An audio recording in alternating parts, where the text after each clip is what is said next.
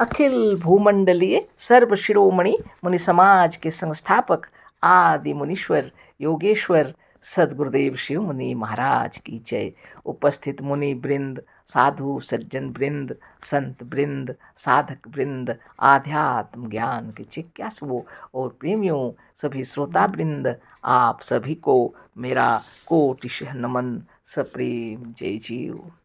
आध्यात्मिक चर्चा चल रही है और हम लोग सदगुरुदेव शिव मुनि महाराज रचित ग्रंथ वेदांत सिद्धांत के अंतर्गत अध्याय 20 पर चर्चा कर रहे हैं। शीर्षक दिए हैं गुरुदेव जीव ही ब्रह्म है। और सदगुरुदेव हम लोग को बारंबार समझा रहे हैं कि अलग से ईश्वर कहीं भी नहीं है, यह जीव की ही कल्पना है। वास्तव में यह जीव ही ब्रह्म है और जो इस जीव को ब्रह्म जानता है उसके लिए जगत में कोई दुख नहीं, क्लेश नहीं, शोक नहीं है ना। तत्र को मोह कह शोक एकत्वम अनुपश्यता। कल ही पढ़े थे यजुर्वेद के 40वें अध्याय का 7वां मंत्र। गुरुदेव कह रहे हैं जहाँ एकता है, जहाँ हम ही एक हैं, वहाँ शोक, मोह, भय और दुख कैसा।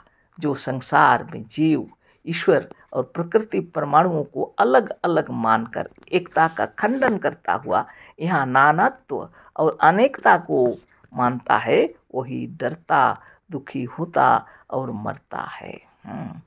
तो ये जीव, ईश्वर और प्रकृति परमाणुओं को जो अलग अलग मानता है और खंडन करता हुआ उनको नानत्व के अनेकता के साथ मानता है, वह सचमुच में डरता है, दुखी होता है और मरता है, क्योंकि यह जीव ही वास्तव में ईश्वर है। ईश्वर कह के कहीं कोई तत्व नहीं है, जीव की ही कल्पना है। प्रकृति परमाणु भी सब इसी जीव की महिमा से हैं, है ना। ये जीव नहीं तो कुछ भी नहीं। तो जो इस तरह से जानता है वह अपने आप को जान लेने पर परम प्रसन्नता से भर जाता है। और आगे बताते हैं जो डरता है, जो दुखी होता है, वास्तव में अलग अलग समझकर दुखी होता है। जीव को अलग, ईश्वर को अलग, प्रकृति परमाणु को अलग मानेगा तो अवश्य दुखी रहेगा।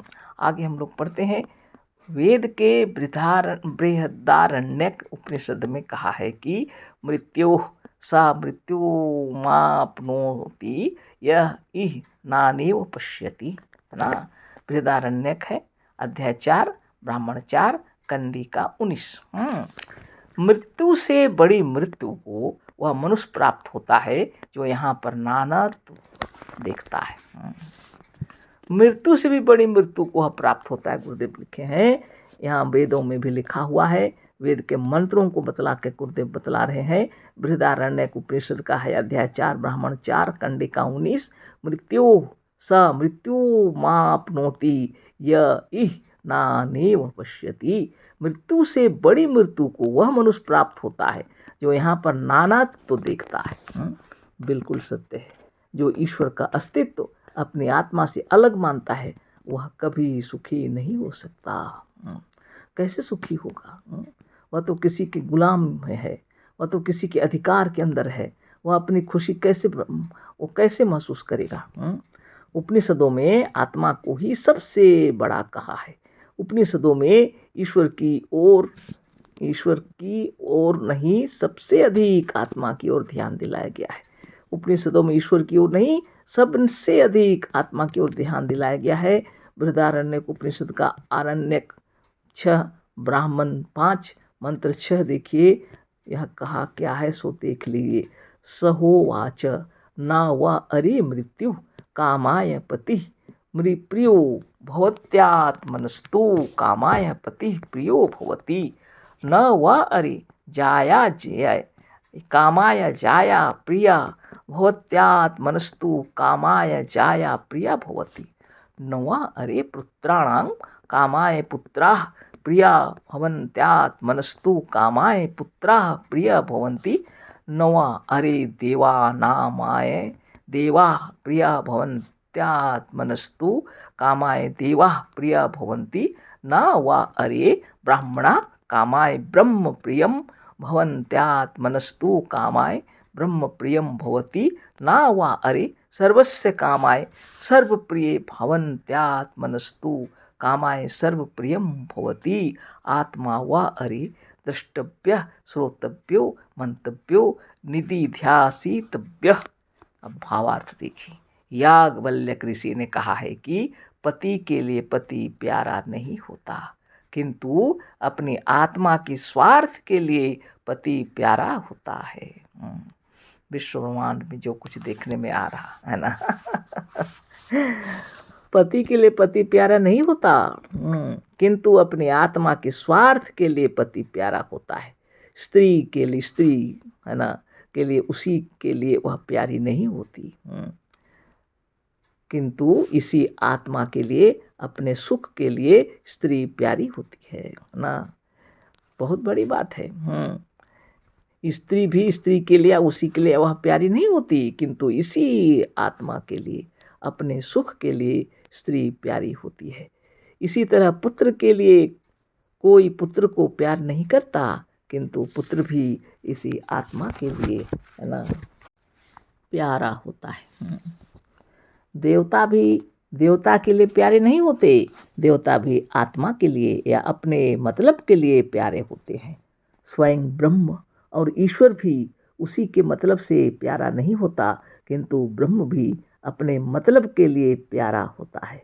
इसी तरह से सारा संसार या संसार का सब कुछ अपनी आत्मा के लिए प्यारे होते हैं। इसलिए ईश्वर नहीं, आत्मा ही सबसे बड़ा है, आत्मा ही ईश्वर है। अतः आत्मा ही देखने योग्य, सुनने योग्य, मनन करने योग्य और धारण करने योग्य है। सद्गुरुदेव शिव मुनि महाराज की जय। इतना सुंदर उदाहरण देकर गुरुदेव बतला दिए। पति के लिए पति प्यारा नहीं होता, लेकिन आत्मा के स्वार्थ के लिए पति प्यारा होता है। स्त्री भी स्त्री के लिए प्यारी नहीं होती, आत्मा के स्वार्थ के लिए स्त्री प्यारी होती है। पुत्र भी पुत्र के लिए प्यारा नहीं होता, पुत्र भी आत्मा के स्वार्थ के लिए पुत्र प्यारा होता है। इतना तक कि देवता भी देवता के लिए प्यारे नहीं होते, आत्मा के स्वार्थ के लिए देवता प्यारे होते हैं। इतने प्रकार के ब्रह्म और ईश्वर और सब कुछ सिर्फ अपनी आत्मा के लिए प्यारे होते हैं। आप विचार कर लीजिए, सारी दुनिया में जितने मंदिर, मस्जिद, गिरजा, गुरुद्वारा किस लिए बनाए गए हैं? सब अपने आत्मा के स्वार्थ के लिए बनाए गए हैं। सब आत्मा की महिमा के लिए बनाए गए हैं, आत्मा की खुशी के लिए बनाए गए हैं। वो सबको यह मालूम है कि अगर यहाँ प्रार्थना करेंगे, कि नमाज पढ़ेंगे, कि पूजा करेंगे, कि गिरजा जाएंगे, तो सीधे ईश्वर के पास पहुँचेगी हमारी प्रार्थना और वो हमारे ऊपर कृपा बरसाएंगे। यह सोच कर किया गया है। आप खूब विचार कर लीजिए। सभी जितने कार्य कर जगत में चल रहे हैं, सब अपने स्वार्थ के लिए चल रहे हैं। सब एक दूसरे को जो सम्मान दे रहे हैं, तो अपनी उसमें खुशी निहित है। अपनी खुशी जहाँ पर भी अड़चन डालती है, वहीं पर लड़ाई झगड़े दंगा फसाद हो जाते हैं। लोग एक दूसरे की जान की परवाह नहीं करते, जान से मार देते हैं। जहाँ खुशी है वहाँ त्याग भी है, तपस्या भी है। जहाँ खुशी नहीं वहाँ कुछ भी नहीं। भगवान को पसंद करते हैं लोग इसलिए कि वो उनकी कृपा से इनको खुशी मिलेगी, इसलिए इतना उपवास, व्रत, रोजा, नमाज सब पढ़ते हैं। तप जितना करते हैं, तपस्या जितना करते हैं, उसके पीछे एक ही बात है कि आत्मा की खुशी। यश और कीर्ति या धन और दौलत जो प्राप्त होगा ईश्वर देंगे, उसके लिए किया जा रहा है। वास्तव में खूब विचार कर लीजिए, ये मंत्र ऋषि मुनियों के रचे हुए हैं, है ना। बहुत अनुभव की बातें हैं, है ना। आगे पढ़ते हैं, देखिए। आपको तो पता चल गया कि आत्मा ही देखने योग्य, सुनने योग्य, मनन करने योग्य और धारण करने योग्य है। अतः मनुष्य का सबसे पहला काम है कि वह अपनी आत्मा को जाने। जब मालूम हो गया, सबसे बड़ा काम है मनुष्य का कि वह अपनी आत्मा को जाने। इधर उधर भटकने की जरूरत नहीं है। सारे संसार का केंद्र और शक्तियों का खजाना अपनी ही आत्मा के भीतर है। सारे संसार का केंद्र और शक्तियों का खजाना अपनी ही आत्मा के भीतर है। तलाश करने की आवश्यकता नहीं, अपना ईश्वर अपने पास है ना। कहाँ ढूंढ रहे हैं ईश्वर को? सब अपने पास है, अपना आप ही तो है। सारे दुखों को दूर करने वाला, सारी विपत्तियों का नाशक कहीं दूर नहीं है, वह अपने पास ही है, अपनी आत्मा में मौजूद है। उसको मनुष्य दूर और अलग मानकर दुखी हो रहा है। वेदों में आत्मा को ही सर्वोपरि माना है। वेदों में आत्मा को ही सर्वोपरि माना है, सर्वोपरि है अपनी आत्मा। आप उसको कहाँ ढूंढ रहे हैं? सारी विपत्तियों को नाश करने वाले, अपने दुखों को दूर करने वाले कहीं दूर नहीं है, स्वयं आत्मा में मौजूद है। जब आप ध्यान लगाने लगते हैं तो शांति मिलती है। क्यों? क्योंकि आप अपने आत्मा के निकटस्थ हो जाते हैं। दौड़ता हुआ मन अपने में स्थिर होने लगता है, तब आपका दुख दूर होने लगता है। सब दुखों को दूर करने की ताकत है आपके अंदर, है ना। सच्चिदानंद किसको कहते हैं? यही आत्मा को। यह सत्य है, चेतन है, आनंद स्वरूप है। आप कहाँ बाहर ढूंढ रहे हैं ईश्वर को, है ना। देखिए वेद मंत्र हम लोग को समझा रहे हैं। उसको मनुष्य दूर और अलग मानकर दुखी हो रहा है। वेदों में आत्मा को ही सर्वोपरि माना गया है। ईश्वर को अलग समझने वाले दुखी हो रहे हैं। स व अयम आत्मा सर्वेषां भूतानामाधिपति सर्वेषां भूतानां राजा तद्यथा रथना भौच रथने भौचाराः सर्वे समर्पिताः एवमेवास्मिन्नात्मनि सर्वाणि भूतानि सर्वे देवाः सर्वे लोकाः सर्व प्राणाः सर्व इत आत्मनः समर्पिता। बृहदारण्यक में है, अध्याय 4 ब्राह्मण 5 कंडिका 15। जैसे पहिए की नाभि में पहिए की सब तीलियां जुटी रहती हैं, और जैसे पहिए की नाभि पहिए का केंद्र है, उसी तरह सारे संसार का केंद्र आत्मा है। यह आत्मा पंचभूतों का मालिक और राजा है। संसार के तमाम भूत, तमाम लोक, तमाम प्राणी इसी आत्मा के वश में है। इसी से कहा है अथ पुत्र माह त्वं ब्रह्म त्वं जगस्यत्व त्वं जगति स पुत्र प्रत्याहा अहं ब्रह्माहं यज्ञाहं लोक इति। बहुत बड़ी बात है। बृहदारण्यक अध्याय 1 ब्राह्मण 5 कंडिका 17। पहले ऊपर वाला देख लीजिए। जैसे पहिए की नाभि में पहिए की सब तीलियां जुटी रहती हैं, और जैसे पहिए की नाभि पहिए का केंद्र है, उसी तरह सारे संसार का केंद्र आत्मा है। आत्मा से सारा विश्व ब्रह्मांड जितना आपका दिखलाई पड़ रहा है। आत्मा ना हो तो कुछ भी नहीं है।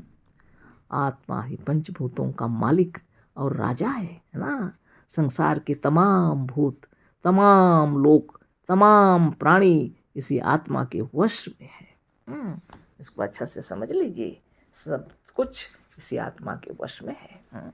आत्मना आकाश संभूता आकाशाद वायु वायुरग्नि अग्निरापः अद्भ्याम पृथ्वी। अगर आत्मा ना हो तो आकाश, अग्नि, जल, वायु और मिट्टी कुछ भी न रहे। जितने प्राणी जितना जगत में दिखलाई पड़ रहे हैं, सभी प्राणी ही तो आत्मा है। इन्हीं आत्मा की महिमा से विश्व ब्रह्मांड इतना लहरा रहा, प्रत्यक्ष सामने खड़ा है।